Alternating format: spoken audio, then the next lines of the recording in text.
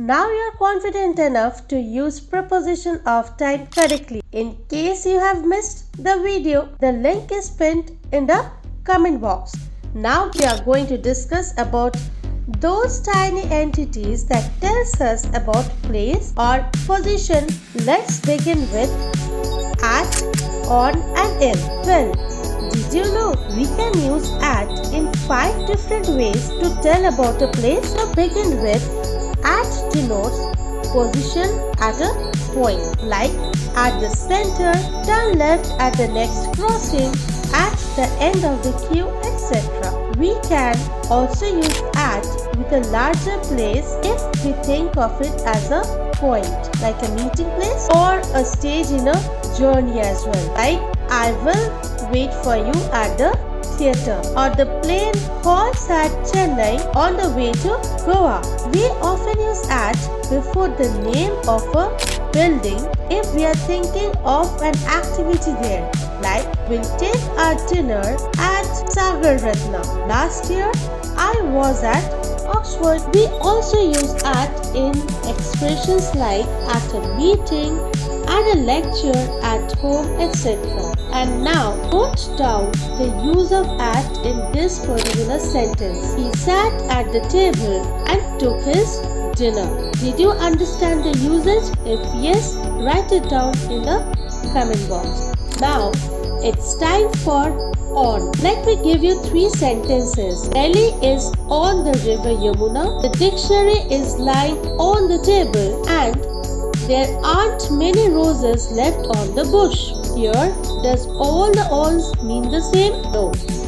Here, on is used in different contexts. Like in the first one, Delhi is on the river Yamuna. It is showing a position on a line. In the next one, dictionary is lying on the table. It's telling us position on a surface. And then it's telling us where the roses were attached to. Clear? Now, in suggests a position inside large areas. Like it gives the idea of an enclosure.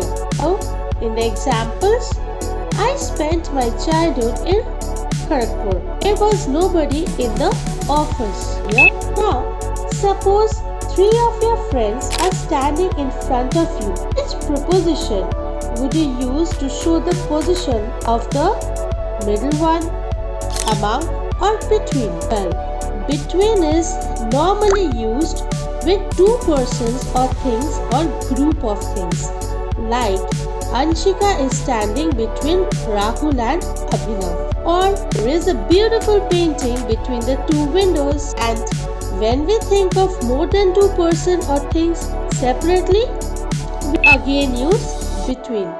There is a close bond of friendship between these 3 friends. But when somebody or something is in a group, in a mass of people or things, or when we do not see things separately, we use among. Like teacher distribute the question papers among the students, or I felt relieved to find myself among my own people. And while talking of dividing or sharing, please use either among or between. Like Mr. Datta divided his property equally between or among his sons and daughters. Here, often there is a confusion about using above or over. Well, let me tell you, both above and over mean higher than. Sometimes we can use either of them, like the flags waved above our heads or the flags waved over our heads. However, over can also mean covering or vertically over. So, we will use it differently in sentences like fan was directly over my head, or the thick foliage over our heads protected us from rain.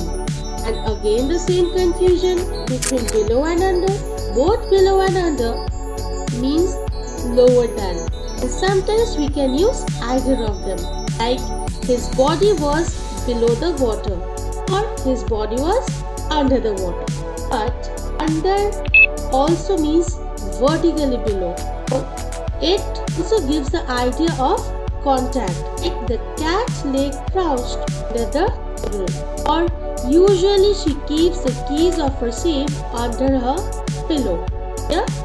What about behind and in front of? It's very obvious. These two prepositions suggest positions opposite to each other. Like long queue had formed behind me, like after me. There were only two passengers in front of me, like before me. Clear? Opposite, very easy, is a position facing someone or something but on the other side. Person sitting on the opposite side was busy reading a novel. And then near means close by. Like a post office is near the VI. Across means the opposite side of. You can say the library is just across the road. Like it is just opposite to the road. And that's all about preposition of place. And now it's quiz time. The first question is, stood dash the curtain and answered all my questions. Next, the doctor's clinic is just dash the road. Third question is, lake dash the hill looks beautiful on moonlit nights. Fourth question is, labels dash the bottles should clearly indicate what is dash them. Right? Quickly write down the answers in your notebook. See you in the next video. Take care. Bye bye.